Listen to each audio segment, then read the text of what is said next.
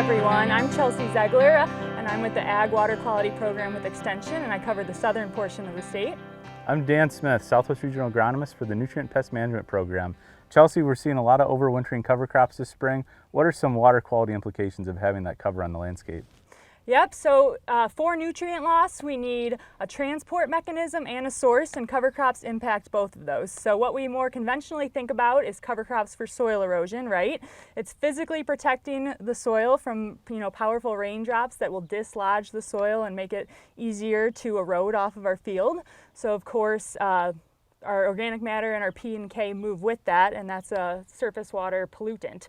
So Discovery Farms data has shown that a majority of erosion typically actually happens later in the year than some might expect, May or June. So leaving those cover crops to grow longer is really going to make sure we have enough biomass to protect through those big thunderstorms when we've maybe started to prep our fields and cause more soil movement. There's a lot of interest in the nutrient value of a cover crop. What are some things that we should be thinking about there?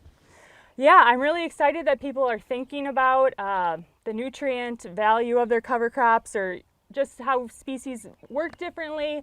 I do have a little issue with the term fertility value, and we've talked about that. So the cover crops are taking up nutrients from the soil, but they're not new nutrients, right? They're fertility that was already in the soil that we've hopefully taken into account with our soil testing. So it's really just a transfer. So we don't know, with an organic material similar to manure, when it's going to become available. That's dependent on weather and soil biology and soil chemistry. Some potential uses for, nutrient analysis of cover crops are, if you're harvesting it for feed, thinking about replacement value of that fertility. Thinking about biomass in general is important though, because, we might need more cover crop biomass for weed control compared to erosion control. So just kind of trying to figure out what your goal is, and do you have the species mix and the cover crop to meet that. Great. From an ag water quality standpoint, is there a gold standard cover crop?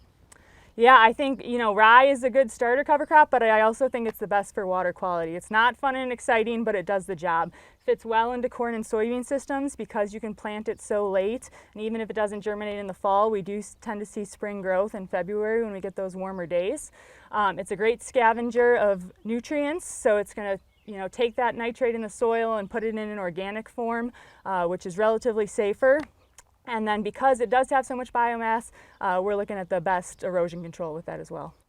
For more information on cover cropping and agricultural water quality issues, visit either the IPCM program's website or the University of Wisconsin-Madison Division of Extension's Agricultural Water Quality Programs website. In addition, if you have questions out in the field, please reach out to your local extension educator.